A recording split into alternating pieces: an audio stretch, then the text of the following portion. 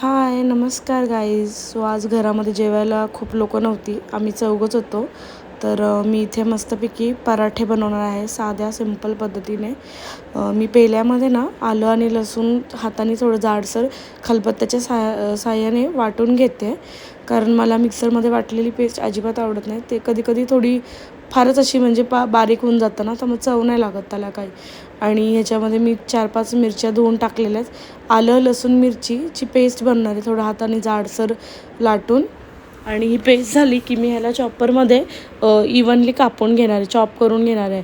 मी हातापेक्षा चॉपरनी chop करणं पसंत करते, कारण चॉपरमध्ये ना एकसारखं बारीक कापलं जातं आणि पराठे लाटताना ना ते मध्ये मध्ये येत नाही तुमच्या, म्हणजे फुटत नाही पराठे त्यांनी.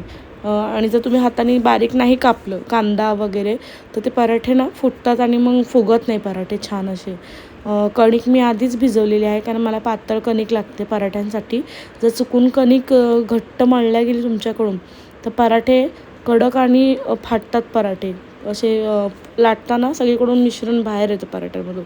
इथं मी मस्तपैकी आलं लसूण मिरचीची पेस्ट करून त्याच्यामध्ये एक चिरलेला कांदा टाकला आहे जाडसर.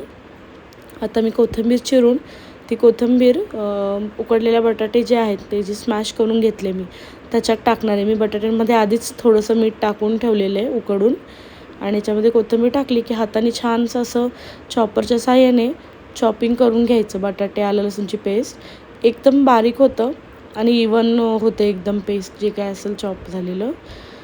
आणि आज प्रचंड कंटाळा आला होता, म्हणजे रोज पोळी भाजी खाऊन फार वैताग येतो. सो ठरवलं की आज आलूचे पराठे करू संध्याकाळी जेवणात. आमच्याकडे पराठे आणि दही आणि लोणचं हे सगळं प्रचंड आवडतं. हलकं फुलकं खायला कधी कधी बरं असतं ना, त्याच्यामुळे.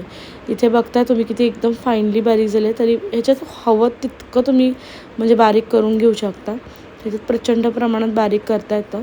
आता हे झालं बारीक कापून की ह्याच्यामध्ये आपण उकडलेल्या बटाट्यांमध्ये हे टाकणार आहोत.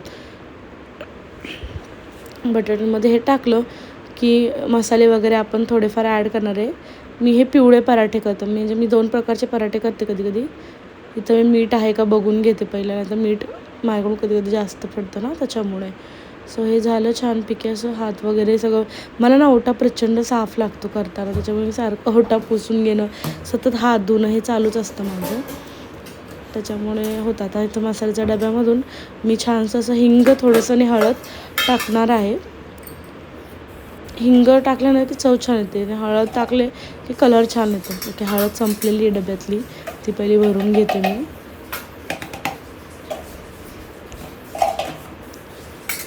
मला ना हे म्हणजे हळद वगैरे टाकली कीच आवडतं असे.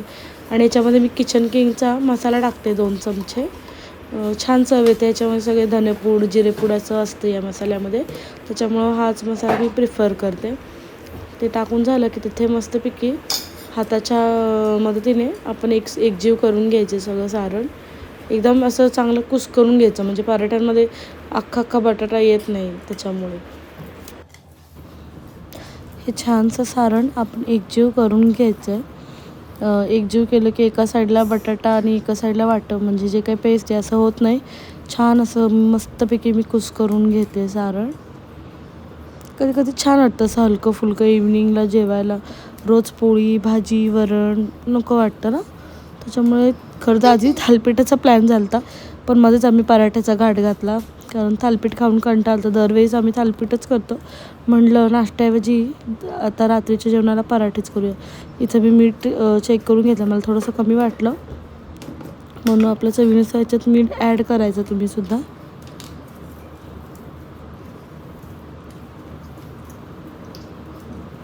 सारण एकजीव झालं की सारण साईडला ठेवून आधी पोळी लाटून घ्यायची आणि मग सारण भरायचं त्याच्यामध्ये.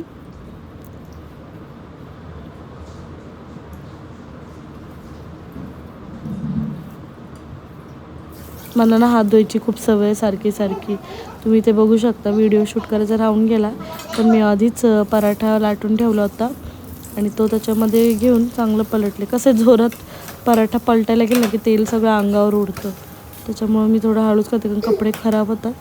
आता इथं मस्तपैकी असा पराठ्यामध्ये सारण भरून लाटून घ्यायचं आहे. पोळीच म्हणजे पिठाची पोळी जी लाटी असते ती छोटी घ्यायची आणि सारण भरपूर टाकायचं. हे असं माझं मेजरमेंट असतं पराठ्याचं, जरी पराठ्याने खायला ना चव छान लागते. इथे तुम्ही बघू शकता की छान असा लालसर असा पराठा झालेला आहे. त्याच्यात मस्त तूप टाकायचं किंवा बटर टाकायचं आणि दही